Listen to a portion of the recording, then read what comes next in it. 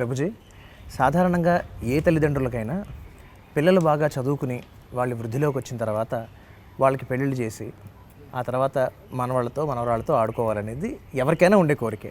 సరే, మీరు చదువు విషయంలో చెప్పక్కర్లేదు, ఉద్యోగం విషయంలో చెప్పక్కర్లేదు, చాలా అద్భుతమైన మంచి ప్లేస్లో సెటిల్ అయ్యారు. అలాంటి తరుణంలో మీరు ఒక ఫ్యామిలీ మ్యాన్గా దాని ఏమంటారు, ఒక గృహస్థుగా మీరు జీవించకుండా ఇలాగా ఈ రకమైన ఆధ్యాత్మిక జీవితాన్ని ఎంచుకుంటాను అన్నప్పుడు మీ తల్లిదండ్రులు అంత ఈజీగా ఒప్పుకున్నారా? నేను నా నిర్ణయాన్ని చెప్పానమాట, మా పేరెంట్స్కి చెప్పాను. ఇనిషియల్గా వాళ్ళకి ఆందోళన అంటే కాస్త యాంగ్జైటీ వచ్చేసింది. పిల్లవాడి భవిష్యత్తు ఏమవుతుందన్న ఒక భయం అన్నమాట. మరి అంటే ఈ మార్గం కొత్త వాళ్ళకి.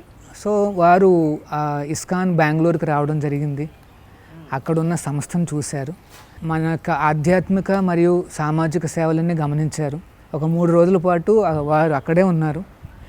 మార్నింగ్ నుండి ఈవినింగ్ వరకు మేము చేస్తున్న కార్యక్రమాలన్నీ చూశారు. వారికి ఎందుకో కొద్దిగా కాన్ఫిడెన్స్ వచ్చింది.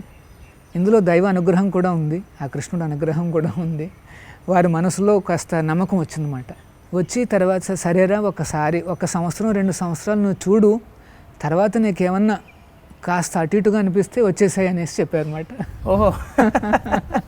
సో నేను కూడా సరే అనేసి నేను వాళ్ళకి మాట ఇచ్చాను.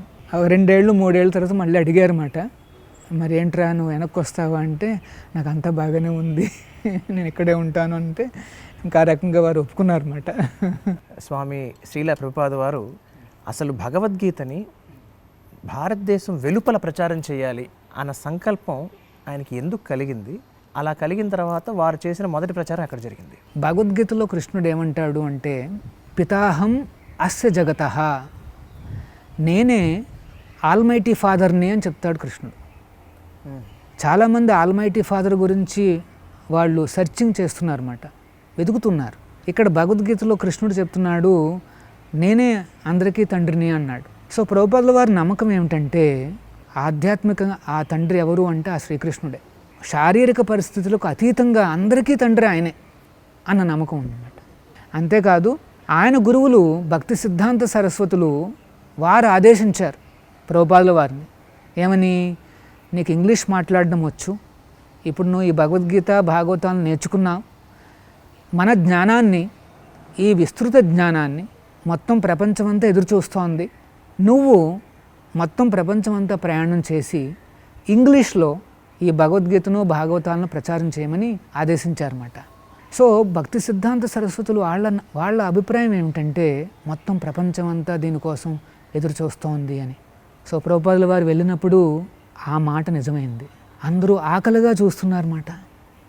దేవుడి గురించి నిజమైన ఇన్ఫర్మేషను, సంపూర్ణమైన జ్ఞానము అనేది మొట్టమొదటిసారిగా ఇంగ్లీష్లో లభ్యం కావడంతో ఆకలి మాట వాళ్ళందరూ తీసుకున్నారు దీన్ని. ఇప్పుడు ఈ భగవద్గీత యథాతథం అన్న పుస్తకం అండి, లాస్ట్ 50 సంవత్సరాల్లో మనం చూస్తే 55 కోట్ల కాపీలు అవి మేము వితరణ చేస్తామన్నమాట. 55 కోట్ల కాపీలు అంటే ఈ ప్రపంచంలో 55 కోట్ల భగవద్గీతలు అన్ని చోట్ల ఉన్నాయి.